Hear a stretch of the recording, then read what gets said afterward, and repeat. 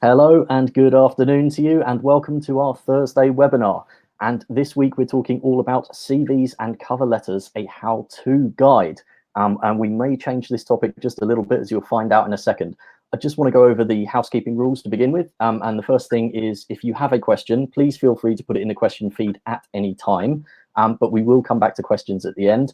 I just ask that you use the upvote system. So if you see a question that you want answered, don't retype it in the box below. Click on the upvote button and we will start with the questions in the order of most popular, and we will get through as many as we can. Today for this webinar, my name is Matt. I'm going to be hosting. I'm an editor with TARGETjobs. And we're joined by Jules Harrison, who is Graduate Talent Manager at Allianz. So Jules, perhaps you could tell us a little bit about your role and Allianz, the company itself. Brilliant. Yeah, thanks, Matt. Hi, everyone. Yeah, my name's Jules. I'm the Graduate Talent Manager at Allianz. It sounds a bit of a fancy title, but it kind of just about does what it says. So I look after all of our graduate talent coming to our business. So I look after our marketing attraction. So obviously very keen interest on things like CVs and application forms, which I guess we're useful since we're covering that today. And I also look after our graduates on scheme, helping them across the sort of 2.5 years that they're on scheme. To sort of successful off scheme roles within our business. A little bit about Allianz. We are one of the largest insurance companies in the UK in the general insurance sector. We are part of a much bigger global brand. So one of the largest global insurance brand in the UK, Allianz. So many of you have seen our brand sort of dotted across many different sports stadiums. Allianz Arena in Munich being one of them. We've got various different partnerships with companies like Mind. We've actually sponsored the Olympics, so hopefully you've seen that, the Allianz branding with official insurance partner of the Olympics. So yeah, we cover commercial and personal lines insurance across the UK, across a number of different brands, Allianz being one, but also LV is part of our Allianz UK family, as is Petplan. So if any of you got any pets and you realise you're insured by Petplan, that is also one of Allianz's products, home legacy and musical instruments. So a really broad range of insurance industries in the UK. We're around 6 billion turnover organisation. So, and we take on lots of early careers opportunities across a number of different roles. So very happy to sort of cover that a little bit. My background, I've actually worked in early careers for the past 15 years. So hopefully able to bring a bit of knowledge, subject matter expertise around what you can do with a CV and cover letter and applications. So if there's any questions, very happy to answer them. Matt, hope that was okay. That's fantastic. Thank you, Jules. That's a hell of a lot of information to take in. Yes. And actually, I mean, we were talking before, because as you say, you've been in early careers for a long time. And one of the things we were talking about, because this we're looking at focusing on CVs and cover letters for this webinar, and you actually sort of made the point that it's kind of a dying art form, and there is a bit of a shift when it comes to CVs and cover letters. It's less used. Perhaps you can tell us a little bit more about why you think that is and what's happening at the moment. Yeah, I guess it's kind of key that we're moving into a digital revolution. I guess some people call it. I think Simon Rogers on the Breakfast News was calling it the fourth industrial revolution, and I think that's applying across many spheres. And one of them will be sort of graduate careers, and has done for a number of years. Actually, it's not new. The emergence of video interviews offers an opportunity to actually have video CVs. The application systems themselves are effectively you building a CV within them. So it has made the CV a little bit redundant when applying for certain companies, that the application form itself is ultimately the CV, and a lot of systems will allow you to print off the application form, aka the CV, and put that in front of line managers at assessment centres. And the way that most systems work is the CV will be uploaded, so it'll be an additional thing to click through to actually view. Similarly with cover letters, that I think recruiters, typically we get sort of over 3,000-4,000 applications. So we wouldn't probably have time to read the application form and the CV and the cover letter for everyone that applies. Therefore, a lot of early careers, my early careers colleagues will probably focus on the application form.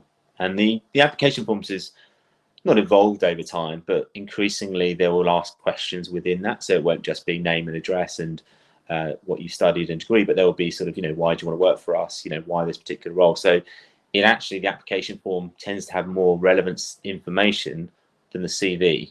And I guess from a social mobility diversity point of view, we're less focused on history, which I guess what the CV represents. We don't say you have to have, so for an insurance industry, diversity of thought is crucial.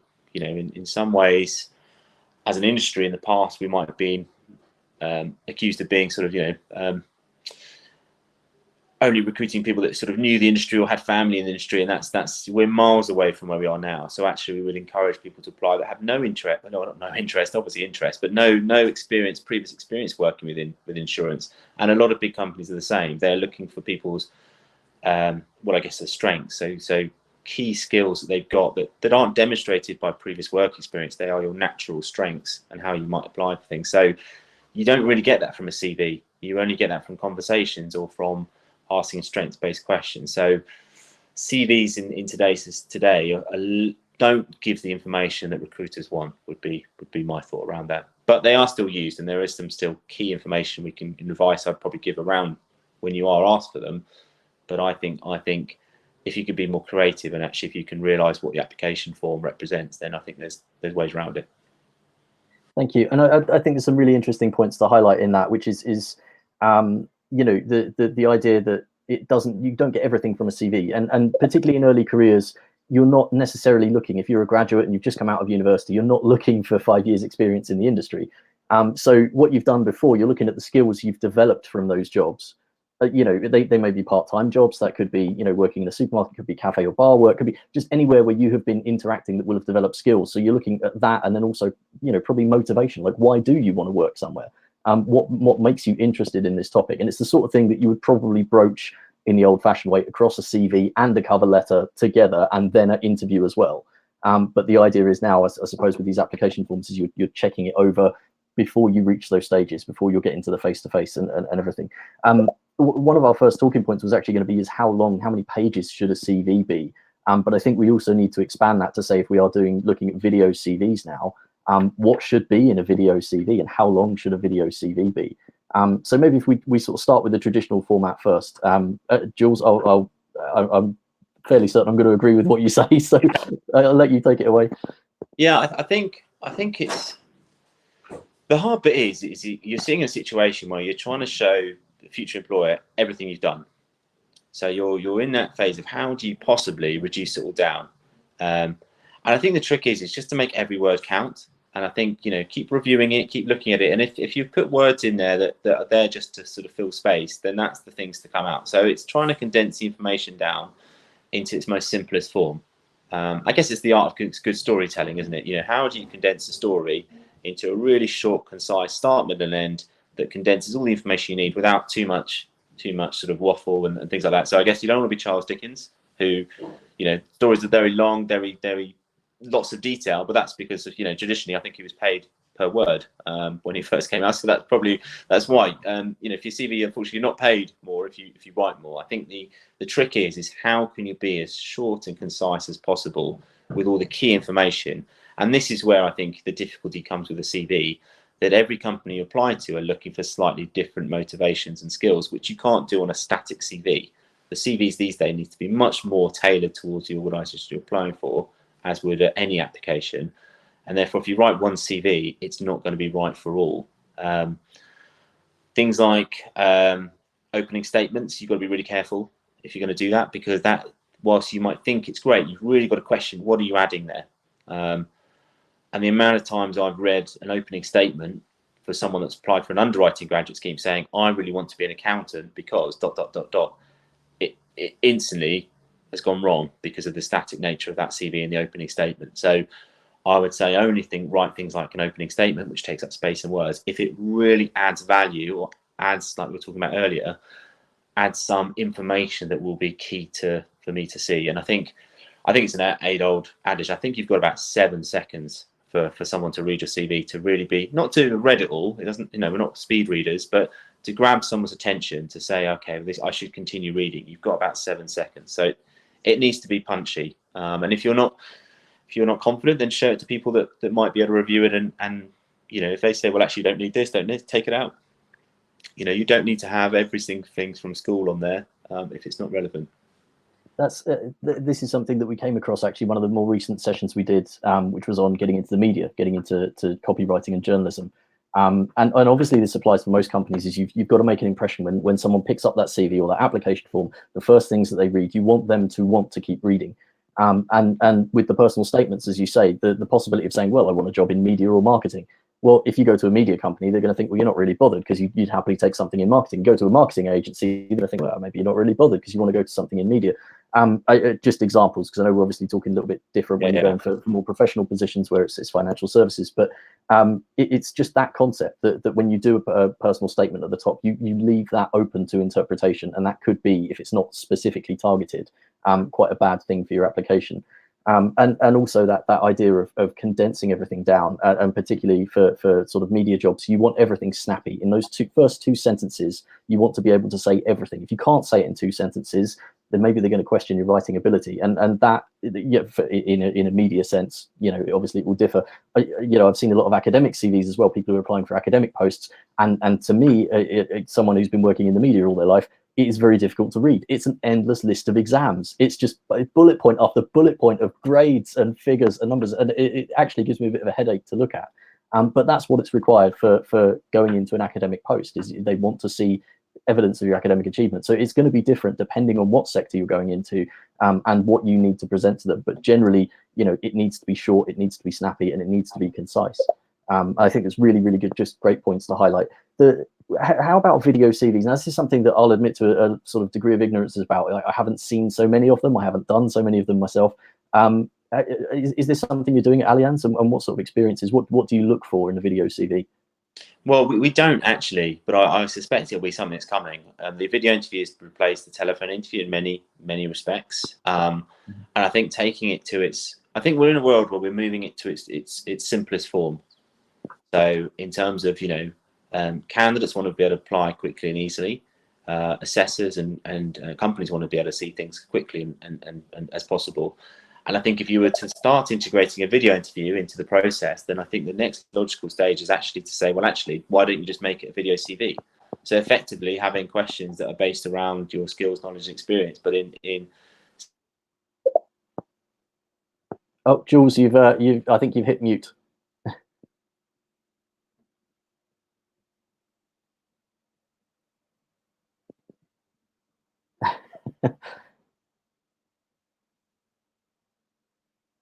We're just having some technical difficulties.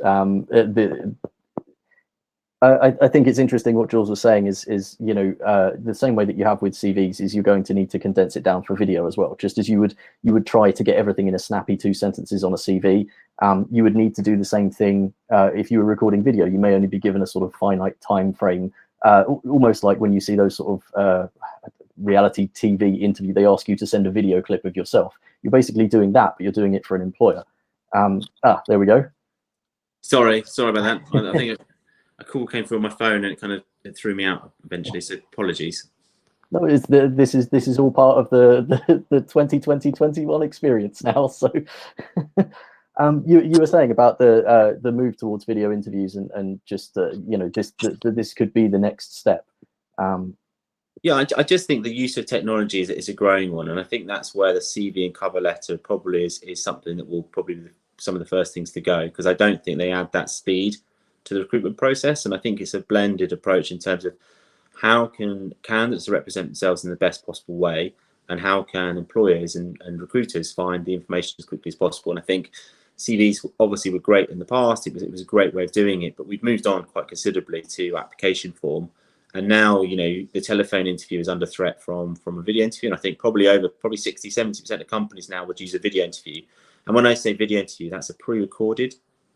So it's not a sort of 2-way video conversation like we are now. It would be a pre-recorded question and answer session. So candidates would answer pre-recorded or answer 2 pre-recorded questions. And I think it just seems that's the next logical step, that actually CVs. And I think to your point about tailoring your application to the industry, I think some of the best CVs that I've seen in the past, I think I saw one that was a London tube map, and it was actually, you go through the circle line of what they've done to there, and it reach your destination. It's me being hired by you, and it was really clever. And I think I saw another one that was I can't remember the name of the company, but the Made in Chelsea star Jamie's got a sweet company, and I think someone put their CV in the ingredients packaging on the back of his sort of sweet package. So it was really clever, and I think that's that's what candidates probably need to be doing at the moment. Actually thinking very careful about who they're applying to, what that approach should be, and actually tailoring the application to be the best it can be for that particular company. And it needs to be tailored, and it needs to show motivation. So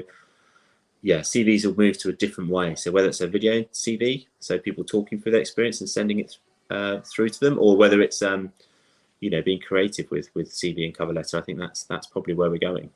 And I will just add a quick note of caution on that, because there was a slew of this a while back of people putting CVs on billboards and on wine bottles and on boxes of chocolates, and it has to be suitable for the company that you're applying to. Don't go overly creative. Just for anybody out there who's watching this webinar, don't necessarily think that you have to do something sort of wildly fantastic when it comes to a CV, but you may wish to if it's a creative company and if they're looking for that kind of idea and you can get the information across like that. Absolutely do it. I quite like the idea of the sort of central line CV where it's got all those points, because that's a very visual, a very nice way of presenting it even on paper. I think that was for a design company, so it made sense for that company. And but yeah, for a financial services company, and I think we might come on to it in terms of text and color and all that kind of thing. I don't need to see a bright green CV. It doesn't help my application. It doesn't help me reading if I can't read through the information quickly and easily. So we can cover that off a little bit later if that's one of the questions, Ben. Yeah, certainly. I was actually, I think because we've been talking a little bit about what it has to look like, but I mean, how about organizing a CV in itself? Well, like, what information do we need to include, and how does it need to be presented? I think that's kind of the sort of key tricky one to get people's heads around. Well, I think you need to kind of, and this is, I guess, hard if you're not a recruiter, but try and think about how the recruiter's going to read it. So chronological is obviously key, but also that the key information. So if you're applying for a graduate job in a financial services company, the graduate bit is key. So what degree have you got and where from? Although that's not so important, but it's being able to see your degree qualification or predicted degree qualification pretty quickly is pretty key. The experience comes later. So if you're kind of looking through it, you just say, if I'm looking and we want someone that's applied for a graduate job to have a degree, we'll quickly see, got that, and then we'll probably read on to sort of see a bit more. But like I said, we probably would be in the application form. Something I would say is key to make sure is correct is email address and phone number on your CV. The amount of times I've tried to phone people or contact them and actually can't because the information's correct or not even there, which I've always found bizarre. I want to make an offer to a candidate and actually can't find how to contact them, can be pretty challenging. I mean, I could understand leaving off your social media, but phone numbers, emails these days is absolutely essential. It should be almost watermarked onto your CV or header, footer, whatever. It should be standard on almost every page if you can. Yeah. I can't explain it, to be honest. I think it has to be. I think some of those things, the basic stuff needs to be there. And also, one thing I'd be very careful about using is your university email. The reason being is that sometimes for a lot of people actually expires. It's probably the thing that gets the most spam filters as well. So I think you might find that actually when you're applying for applications and you get sent an SHL test or some part of the application process, because it's done in bulk sometimes, university filters tend to filter that out so you don't get it and might miss deadlines for things. So, and equally, if your information is kept on board for an offer to the onboarding of the company, if your university email is expired, you might still be getting information or not getting information because of your email address not being a personal email address that you'll have access to after university. Absolutely. I think that's I don't think anybody's pointed that out to us before, but that makes absolute sense. I mean, they are time limited university email addresses. You're not applying as a student of the university. You're applying as yourself for the job. The fact you've been to that university should be on your CV. And as you say, spam filters and things, and even just network access and folders and possible problems. No, absolutely always use a personal email address. And if your personal email address is a little bit weird and wonderful, create a new one. Make sure it's just your .name at standards.com and use that for work and professional emails so that you have a contact address that you can happily print on your CV. And I think going back to your question about what again, it's just about being concise on the CV, making sure that there's not a lot of text that you need to read through to find what the recruiter might be looking for. But having said that, I would probably take a step back and just check when applying what you actually need to apply. Because you'll find that if you're applying now or if you will be applying shortly to internships or graduate schemes or whatever it might be, if you don't need to do a CV, then I'd argue don't.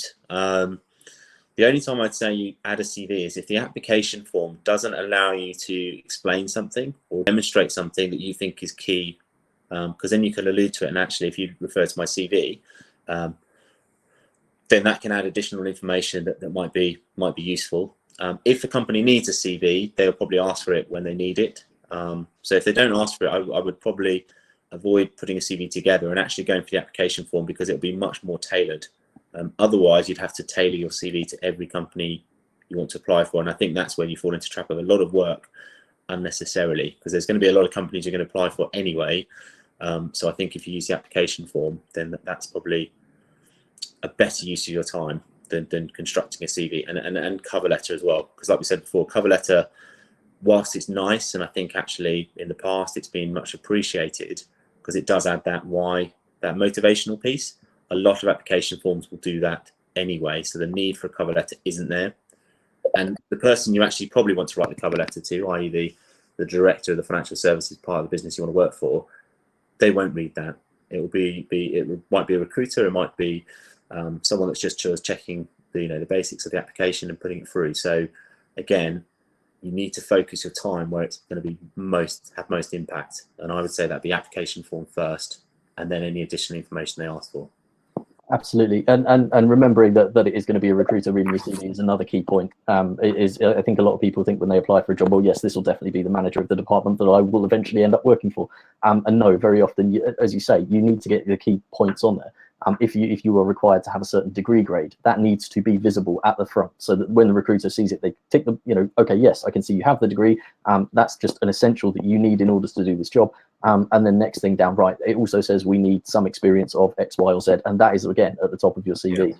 Yeah. I mean, we're talking about what's to be included, and you mentioned that chronological is always good. Sometimes would it not be worth sort of saying, right, well, I'm going to move up. Maybe if you would start with experience, usually actually I'm going to move up qualifications, or I'm going to move up extracurriculars because I feel they're more relevant to the job. Would you consider sort of reorganizing a CV like that, or reorganizing an application like that? Yeah, I guess it depends, doesn't it, really, in terms of what that extracurricular stuff is. If it's not impactful, then possibly not. It's got to be whatever's most impactful to that job and proves most motivation to work for there. So I guess there's a whole range of things that people might have done, from sort of charity work to sports to leadership positions. The treasurer of a society or things like that. So they might hold weight in their own right. I think the thing with the CV is because it's quite traditional, then people expect things to be in a traditional way in order for ease of read. So I would be hesitant to move too far from sort of at the stop, sort of name, address, telephone number, then kind of your chronological, your academics, then your chronological order of work. But clearly, if it makes more sense to change the order, then do so, because again, it's the ease of someone reading it. I mean, personally, I probably don't read a CV sort of from top to bottom. Mm-hmm. I will probably skip to where I expect to see the information and kind of read it more kind of haphazard, skip around it rather than read it chronologically. So as long as it's clearly labelled where that information is and under a header, then I guess it doesn't really matter. As long as I can quickly see where I need to find that kind of key information that I'd be looking for. No, sure, that makes absolute sense. Yeah, again, the point about it being a traditional format, I'm used to seeing it like this, therefore that's where I'm going to look for on this. So if it's slightly different from that, maybe it will, you'll end up not finding the things that you're looking for. That makes perfect sense. But I guess to answer your question, if, for example, they say a language is a particular requirement, then maybe, the fact that you've done advanced French levels, or language learning, that should be probably quite high up and easy to find rather than at the back of the CV. So yeah, that's using that example. If there's something key to the role itself as well, it should be highly visible and high up. Absolutely. I just wonder if there's anything we've sort of missed with things that should be included. Work experience, contact details primarily, work experience, grades. What else would we include? Maybe extracurricular experience, maybe a little bit about interests and hobbies at the very end. Is there anything else you'd expect to see on a CV these days, or through an application?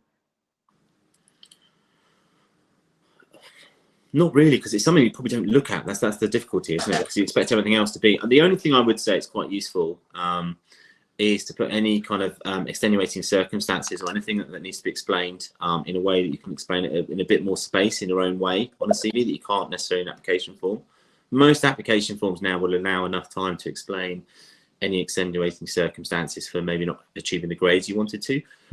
But I think it's important if you feel it's not giving you that opportunity to explain it, then you can use the CV to kind of add weight to that and sort of explain it in a bit more detail. You don't need things like references. I mean, I think that's most companies will pick them up after offer. Quotes from references, I don't think they were needed either. I've seen that before as well, or favorite quotes from famous people. I think it's condense the information down to its most basic form. I think on a CV if you're going to use it. Yeah, they're interested in you, not the quote from the famous person. I think is the key point to remember on that. Yeah, exactly. So how about rationalizing down a CV? How do we get all that information? Because it's something that I think, particularly when you're earlier career, you really struggle with. And I know some of my more junior colleagues will always say, well, it's always so difficult to get it down to a page. Whereas some of my older colleagues who've got sort of tons more experience will go, that's fine. Yeah, page, maybe half a page if I can really narrow it down, which is I always find is quite phenomenal. But how do you begin to start rationalizing down that information? We've talked a lot about concision already today. Yeah, it's a good question. I think you just got to be brutal. And if it's not, I mean, there's some things that you might be proud of and your parents might be proud of, but it's not really going to sort of, hit the mark with a recruiter maybe, or a big corporate company. I don't know, I mean, I think I've taken my paper round off my CV, for example. There's some stuff that just will naturally fall off. I think when you start writing a CV, you've got the reverse problem. You're trying to fill the space. You haven't done enough to fill it. And I think don't be worried about filling the space. Just put down what you can. And I think over time you just kind of keep reviewing it and go, actually, well, look, I don't need to have that anymore, because that was if you're hand on heart, that was just a space filler, and I was just trying to put anything, captain of your primary school football team, that can probably come off, if you've then gone on being a treasurer of a society or something like that. So I think it's just, reducing down the information to the most relevant, recent, that's of highest value, I guess. There's a lot of repetition of things you've done. Like I say, for example, if you've been multiple sports teams, you don't need to put every single sport team you've done. Just saying that you've been, play sport for a number of years is fine. I don't necessarily think you need to put down every holiday you've been on with your family. That those kind of things come off. But I think, there's certain things, that can come off that were that space fill in the first point, and then as you sort of progress on, a lot of people will probably narrow it down to their most recent relevant experience and spend more time on that, and then a shorter sort of bullet point highlight of other things they've been involved in. Just casual mentions. I mean, as you say, the way I normally say it to people is it's about being ruthless. It's about really saying, right, do I really need this? Is this going to appeal to a recruiter? Do I need to have this on there? No. Then why is it still on there? Goes. And getting a second set of eyes, as you said, show it to a friend, so show it to a family member and say, what can I get rid of? They will be able to tell you. They will see, they'll try to think like the recruiter that you're applying to, and they will try to take it off. And I find that's usually quite helpful, is to get someone else to check it over. It is like with everything, you write a piece of work and you're blind to it after so many times. You just can't see it. And without asking someone else to look at it, you won't be able to get that true sense of it. And I guess the other thing, you can always add in a LinkedIn page. So whilst you don't put maybe I wouldn't put your Facebook page on there or your Instagram link on there, but LinkedIn can be quite a good way of actually condensing down. So it's a more digital interactive way. Have a look at my LinkedIn profile if you want to find out more, but here's the key information I think you need to know. So it's maybe a little bit of a cheat that you can use a link instead of another 3 pages, but there are ways you can be creative and be digital. And actually fill in your LinkedIn profile, which is something that I think a lot of people don't do. Not just a one-line reference. I worked here, here, and here. Thanks, bye. Actually having a little bit of an explanation about what you did, and having a little bit of explanation that people can see visibly and publicly, I think is it's something you need to get into the habit of doing if you haven't done already and you're watching this. How about talking about non-work experience on a CV, and I mean even hobbies, sort of getting the most out of those when they're going on a CV or on an application form. Is there a good way to present sort of non-work experience, things you've done outside? Is it the same as when you're presenting a part-time job? What do you think, Jules? I think if you're going to put any of these things down on the CV, you've got to, again, what is the purpose of putting it down? And for me, it's the skills and experience you've had within those that's key. So if, for example, if you've gone away on expedition or worked for a particular charity, it's about what you've done for that charity and how you've developed it. Because I always find that with putting some things down, some things are fairly obvious. Like if you put, I was a cashier at Tesco's, you don't need to explain what a cashier does to most people. Most people can probably guess what a cashier does. But if what you may want to do is, well, actually, I started as a cashier and I moved to this customer service desk. So it's kind of showing a little bit about how you've sort of, grown within the role and been given more responsibilities. Those key bits of information is what's going to make a recruiter sit up and think, okay, well, actually, they're not just being a cashier. They've actually sort of, gone within that role, and they've actually, shown that they can be trusted and actually develop up and onwards. Similarly with the charity work, what have you done? It's starting to hint towards those sort of competency-based skills and strengths that will come out later in the interview, which I guess is why I don't think the CV necessarily brings them to life as much. But if you are going to put them down, try and use the STAR format, or actually one I learned recently, starch format, which I'd never heard of before actually, which is the same, but with what would you change if you went back and did something differently? So CH on the end of STAR. Just explain for anybody who might not be familiar with it. Would you mind just telling us what the STAR method is? Yes, there is an article on TARGETjobs as well for anybody who wants to go away and Google it. It's a really good structure to have to answer not just competency-based questions, in my opinion, but most things, and it can be used across various different formats, including if you're going to write something about yourself in terms of what you've done on a CV. If you follow the formation of STAR, which is situation, task, action, result. So it's like storytelling again. The situation, telling what the situation is. So with that example of a cashier, it would be I was a cashier at Tesco's during my summer holidays whilst at university. The task would be talking about what you actually did within that role, and the action and would be maybe sort of talking about something you personally did. So it might be a customer service experience that you learned, or what you developed, and then result would be what you learned from that. And since then, I know now that in all my roles, customer service is exemplary going forward, and it's imperative in terms of a good customer experience. So that's how I would position those kind of things, trying to actually bring them to life a bit on the page where possible. So they're not just sort of stating what you've done, but they're bringing to life what you've learned, what skills you developed, and what things you could then carry across in transferable skills. I don't need to know that you're a cashier and you serve 10 customers a day. That I probably could guess from the job title. But actually, if there's things within that you could bring out to life, that's where it becomes invaluable to put on your CV. I thank you for explaining all of that, and it's just for anybody who's not sort of familiar with STAR, and it is.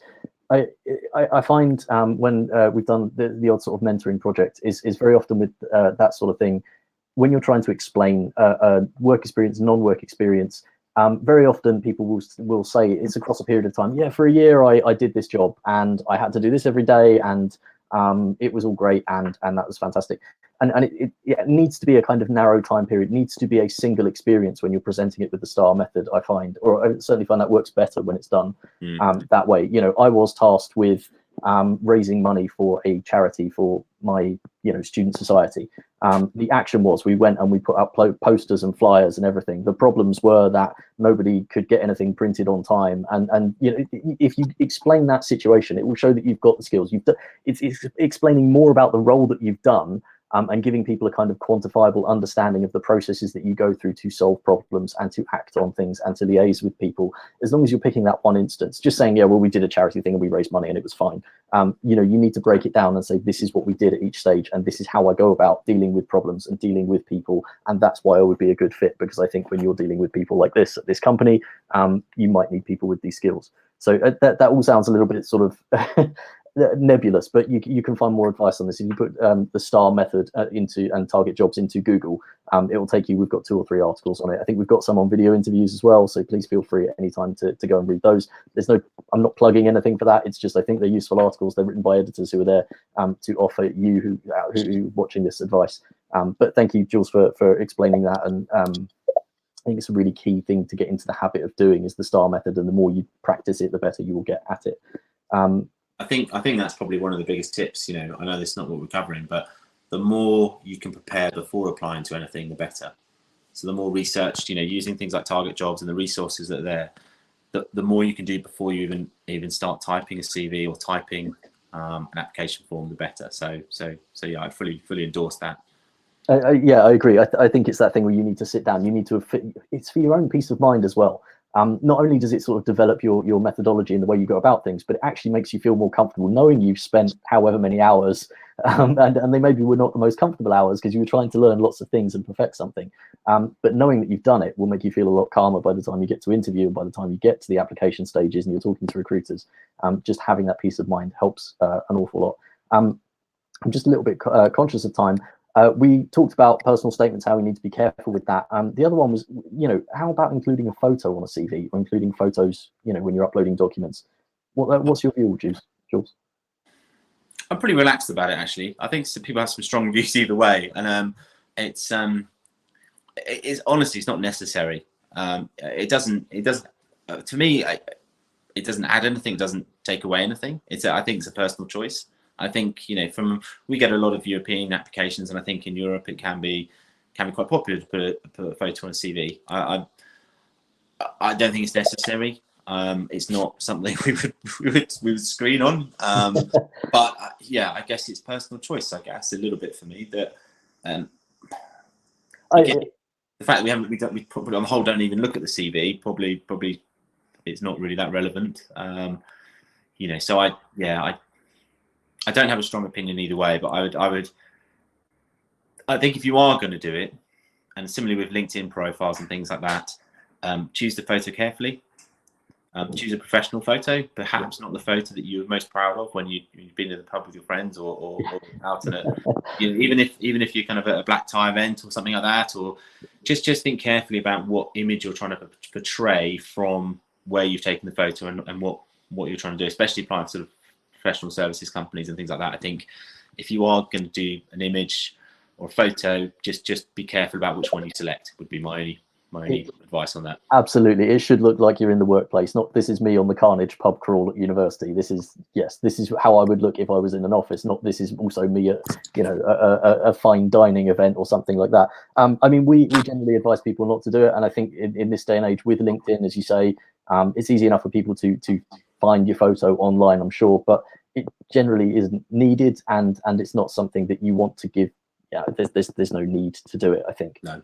It's probably a thing, and we advise against it. Some companies will deliberately tell you not to do it to avoid any kind of bias, and that's the same goes for date of birth. In some cases, they advise you not to put that on CVs, but you can find that when you're looking at the job applications when companies tell you not to do it. So you should pay heed to that sort of thing as well. We said we were going to talk just the very last talking point that we've got, which is about sort of style and typeface, color, file types. What sort of file should we be using to submit CVs and applications? What sort of colors should we use? That's the question. Well, at the risk of contradicting myself in terms of talking about the sweet packet and the London tube train, I know there's so many different things in fonts and things you can choose, but I think for a CV, I would keep it as basic as possible. And what's the most? Don't go for crazy italics that you can't actually read, because the information needs to be as easy to read as possible. So garish colours and backgrounds that aren't really needed. Just plain text on a plain CV is fine. I mean, I must admit myself, I probably went through loads of different fonts when I first did my CV, trying to make it look as cool as I could. But it's not what it's about. It's about trying to get the information off in the most easily readable manner you can. And I guess going back to the photo, if you have to upload your application or CV, if you had a photo, probably the file size would be too big. So the more colours and the more creative and things you do, you might actually not be able to use it because you can't upload it to any of the application systems that you want to upload it. So I would just keep it as relatively simple as possible. So yeah, go for sort of traditional fonts that's easiest for everyone to read. Don't try and cheat and fit it onto one page, put it in the smallest font. Try and sort of go for as large, normal sort of 12 is fine. And I think if you are sort of going over the magical two-page mark, then I think the font size isn't going to change. I think you need to go back and like I said, do it ruthless. I'm not sure if anybody else is having some slight technical issues with the signals getting broken up a little bit for me. But thank you for that, Jules. I think that's all very common sense sort of advice, is keep it simple. Unless you're going for a design job or a creative job where they're specifically going to be looking at your skills and they want to see that presented from the very first moment. Absolutely, like keeping it simple, just keeping it readable, Just really, really common sense. I usually say Word document as well, because it's a lot easier to pass the text. Sometimes PDFs, they can lock you out of editing, they can lock you out of searching and scanning, which, some places might need to do, particularly if they've got a lot of applications. But I think that the simpler the better is probably the way forward with that. I'm going to turn us to the questions now, because we've got sort of 20 minutes or so left. And we want to get through as many of these as possible. I won't read out names, because obviously we are recording this for YouTube, and this is probably not how you want your 5 minutes of fame is to be mentioned with career questions. Although please feel free to correct me in the question feed if you do. So the first question comes in, and it says, so the one I've got at the top of my list: do you have any tips on how to use LinkedIn effectively? Jules? Yeah, we were actually talking about this last week. Actually, we had our first virtual work experience week, which we ran. Small plug there. Sorry. Yeah, so there's loads of stuff you can do. LinkedIn is a fantastic tool. I think obviously make sure that your profile is set up as well as it can be. Once that's established in terms of having the information, like Matt said, make sure it's detailed and it talks about you and says all the right things. Choose the right photo and all those kind of things. Then what it allows you to do is further on in your career, it'd be great for being headhunted and all kinds of things. But from an early careers perspective, companies will advertise jobs on there, so you'll be able to find information and you can sort of tap into, getting searches come to you. But I think what is great is actually finding people within the business you want to apply for, and actually getting a bit of inside information about what the roles actually are. And it actually looks great. If I hear people that have actually sort of spoken to people in the industry, and they still want to, still they know a bit more and they've actually been proactive, that's a big thumbs up from me. What I would be careful of is approaching CEOs. That's not who I'm talking about, but maybe sort of graduates that have just joined the year before you, or kind of a couple of years, that can give you really insightful information about what the graduate scheme is. Maybe graduate recruiters like myself, feel free to sort of link in with me after this call. If any of you, very happy to sort of have a network of people. And we promote all kinds of things as Allianz, all of our social mobility stuff, all of our CSR stuff, so corporate social responsibility. We all of our Olympics branding stuff we will promote. So there's a huge amount you can find out. We will also broadcast key information to our clients, but that is vital information when applying to a job to find out what's going on in the industry. So from a commercial awareness point of view, and I know this wasn't where the question is, but commercial awareness is about how you keep engaged with an industry or commercially understand what's going on in the industry. And LinkedIn is great for that. All you need to do is find the companies you're interested in and just follow them. And then it will appear on your LinkedIn page and you can just see what's going on and you can read the interesting articles. So I think it's a really great tool actually for people trying to find out a network, but also actually keep up to date with companies they're interested in applying for. So hopefully that's answered your question. Absolutely brilliant. I think that, and just the way that you can research companies just by sort of following on LinkedIn and just having that information coming to you. It's coming to you in your feed. You'll see it, you'll remember it, and even months before you're applying, you've had that information coming through, and it's building up and it's building up. You're always getting it into your subconscious. And as you say, reaching out to contact people. And my number one tip that comes up has come up on almost every webinar since the pandemic started, when LinkedIn suddenly became ultra popular. Don't use the standard LinkedIn "hello, I'd like to connect" message when you do try to connect, whether it's a recruiter or a recent graduate who's just got a job. Explain who you are. Hello, I'm a student. I'm really interested in working for. I have experience in this, this, and this. I just wondered if you had 5 or 10 minutes to talk to me about whatever it is you want to learn about the company when you're going for your application. Just doing a quick little sort of elevator pitch of, hello, this is who I am. This is what I want to learn. A lot more effective than, hello, I'm on LinkedIn. Can I connect to you, please? So absolutely, just try and go the extra method. There's one more question that's actually related that I've noticed that's just a little bit further down the feed, and that's, is a good LinkedIn profile more important than a good CV, do we think? Jules? Oh, good question. I think it kind of goes to my point that the CV is, I think LinkedIn's main aim is to replace the CV. Be honest. LinkedIn is effectively your digital CV, and I think LinkedIn, if they're honest, probably will say that their ultimate ambition is people won't need CVs anymore. LinkedIn is their CV. So I think having a good LinkedIn profile is probably at the moment just as important as a good CV. Further on in your careers, recruiters, and from agencies, sort of finding people, within key sectors, will actively use LinkedIn to find people and approach them about jobs for your latter career. So less so in the early career space, because at this point you're kind of you don't know what your subject matter expertise is, but as soon as you start building that expertise and knowledge, then LinkedIn is an invaluable source of being able to headhunt people from that perspective. So I think keeping your LinkedIn profile is vitally important. Your CV, there's not a way you can have that digitally out there as LinkedIn. So I would think over time LinkedIn will be more important. I think for now it's finding out from the companies you want to apply for what they need, but I still suspect CVs are not as needed as they have been in the past.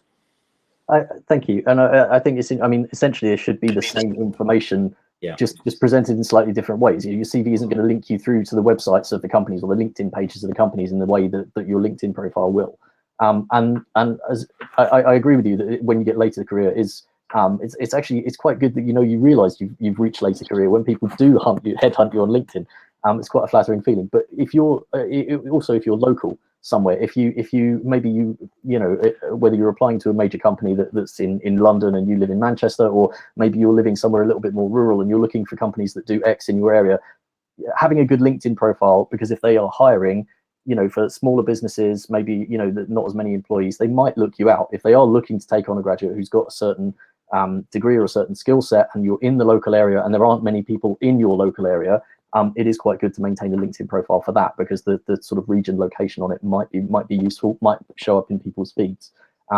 Just a suggestion. I'm not saying you're immediately, just by living in a rural area and having LinkedIn, you're not going to get loads of job offers, but it just makes sense that you are visible to recruiters in your area, and recruiters are visible to you, particularly if you're living somewhere that's a little bit less populated.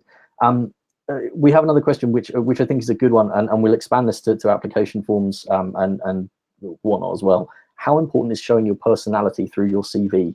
Or through your application form, and I would say, how important is it, but also how can you do it? It's probably the question, Jules.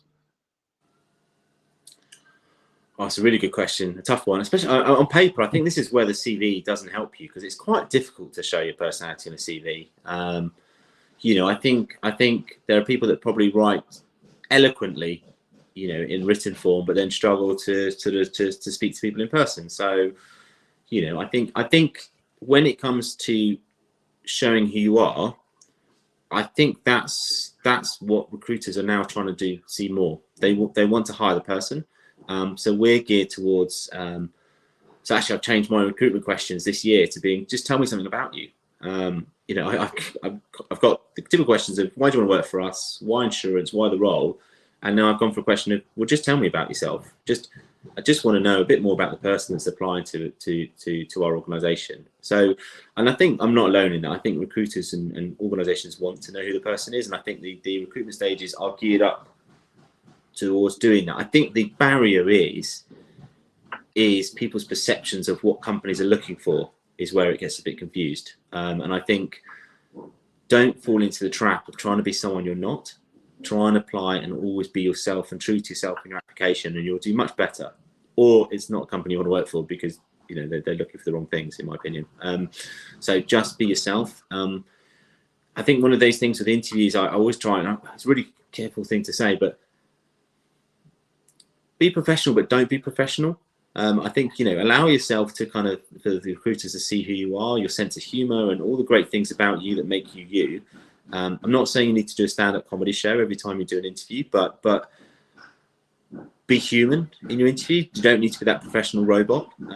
So I think it's just be yourself, and I think that's the preparation thing. Interviewing is hard. It's nerve-wracking.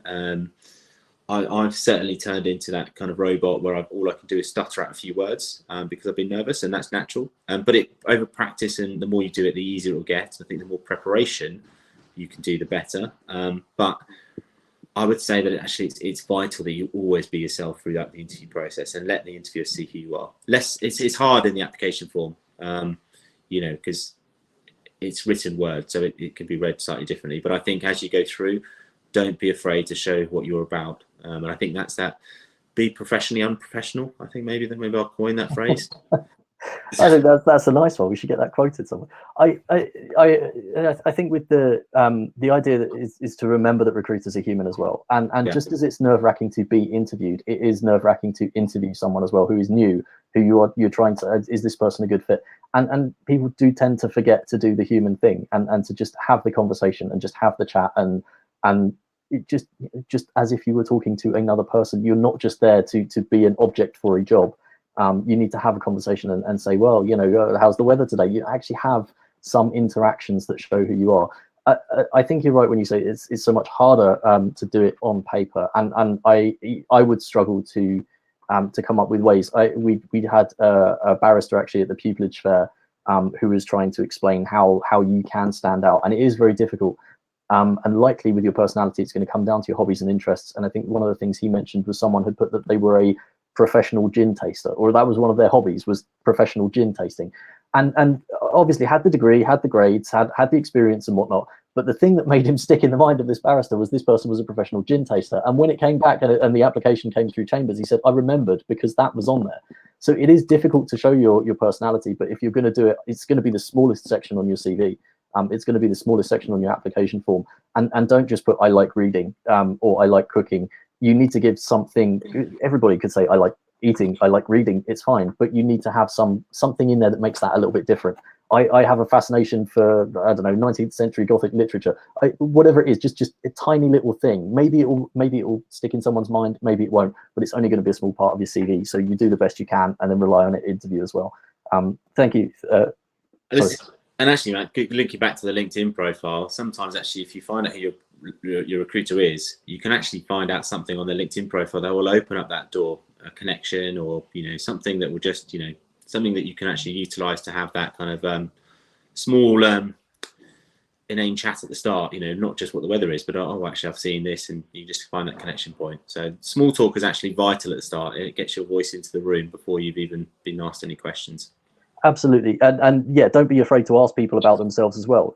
Whether you found it on LinkedIn or not. I mean, we do this when interviewing for TARGETjobs. We found out one of the interviews not long ago turned out to be sort of into Muay Thai and went to Thailand to train in the gym. Great way to sort of start a conversation. Oh, I saw this on your. Are you really into? Yeah, great, and it starts the rapport going.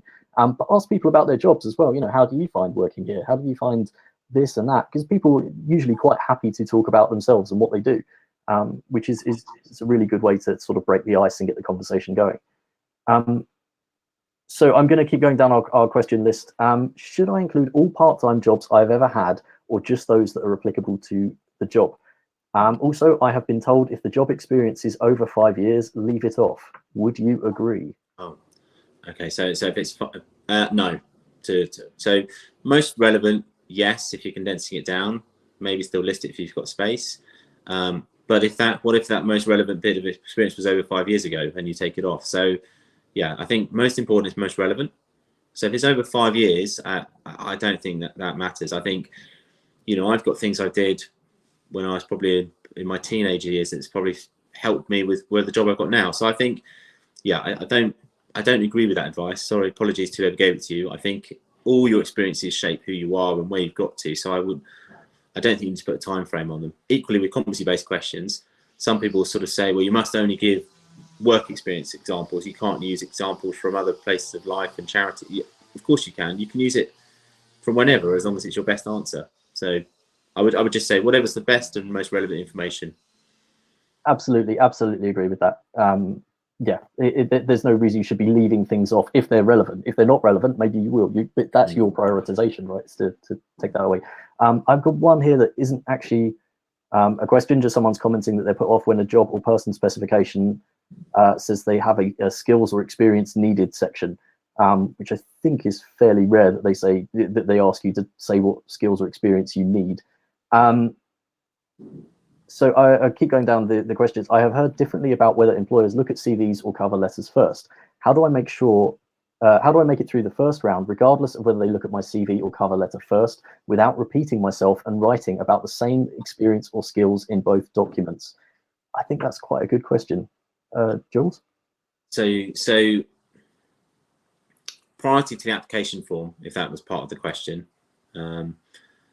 if they require a cover letter, I would say that should be very different to the CV anyway, because that's more your motivations. That's bringing to life your motivations. You don't need to list out chronologically the roles you've had.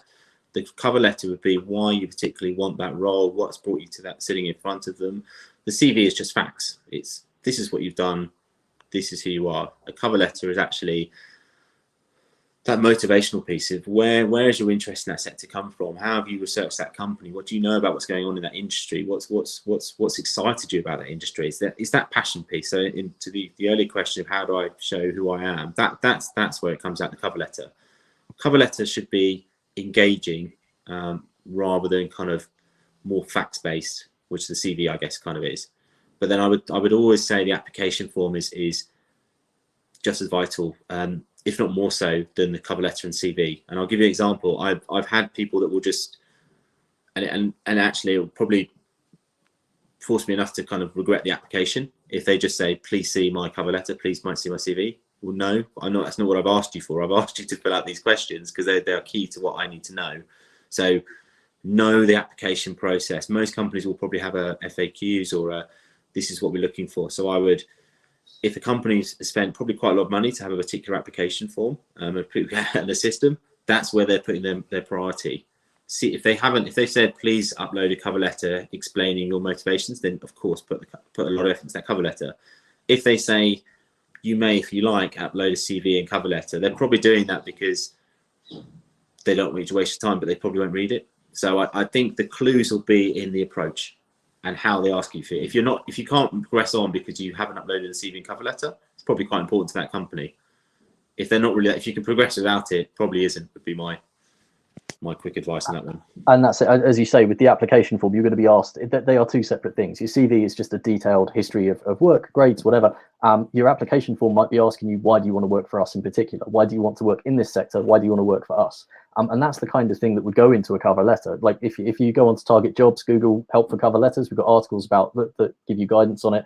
And we say the first paragraph is generally why you are good for the job, why you want the job.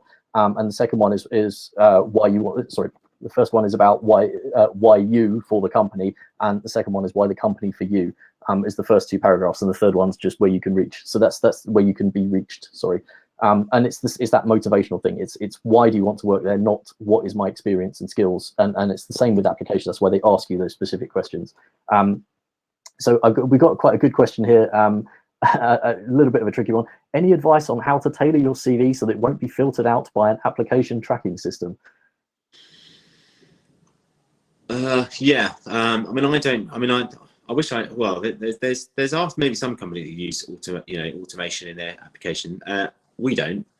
We actually go through and read every one. So for that example is probably the same as what you just asked. If you're genuinely serious about applying for that company, it needs to be unique. So for example, we in the last 3 years or so bought LV. LV is a huge insurance company in its own right. The deal was worth billions. If someone's just applied to Allianz graduate program and they don't mention the acquisition of LV, I'd be quite surprised. There's also the bit where if you sort of, so there's so many unique things happening to that particular company. If you're not talking about an application form, I would probably challenge you that you're not writing enough detail or haven't done enough research before you've applied. I always have this kind of rule that if I can take the company name out and replace it with another one, it still makes sense. Then I know it's not detailed enough. From an automation one, I'd suspect it's the same because they would probably have the same filter. They'd probably put keywords in that they're looking for that would be key to that time of year when they're applying. So if we were to do it, I probably would put in LV, for example, even if it's an Allianz application, because it's a big part. The FCA case quite recently after COVID is a huge part of what's gone on in the insurance industry. So there'll be key things that if you're doing your research right, you should be putting them in. Thanks for saying that. And yeah, I mean, if you're submitting the same CV with the identikit, application form, identikit cover letter, and it's just copy and pasting between different employers, it's probably not an application tracking system that's filtering you out. People are maybe looking at this, but they're not getting what they want to see, that you have researched, that you're interested, that you're passionate about something, and that's not coming through. I'm just aware that we've run out of time, and I'm afraid we won't be able to get to any more questions, but thank you so much to all of you for asking them. Jules, thank you very much for joining us. Is there anywhere you'd like to direct people to find out more about Allianz? Yeah, just the Allianz website, allianz.co.uk, the careers page, and you'll find the graduate and intern opportunities on that page. We also advertise all of our roles on TARGETjobs conveniently, and we open for our 2022 applications on the 1st of September. So, but equally, LinkedIn, great source to come and speak to me directly. Thank you very much. So for any of you, we're just about to take a 1 month break, I think, on our webinars. But if you need careers advice, please do go to targetjobs.co.uk. We've got articles on CVs and cover letters and application forms, video interviews, absolutely anything you need. So please do take a look in the meantime. Thank you again, Jules, for joining us. For those of you out there watching, please put your thank yous in the chat or put them in the question feed. It's very difficult to do one of these when we can't see you and we can't hear you talking to us. So please just let us know if you can in the question feed. I think that's all from us for now, and we'll see you all in the next one when we're back in September. Brilliant. Thanks, everyone. Thanks so much. Cheers, man.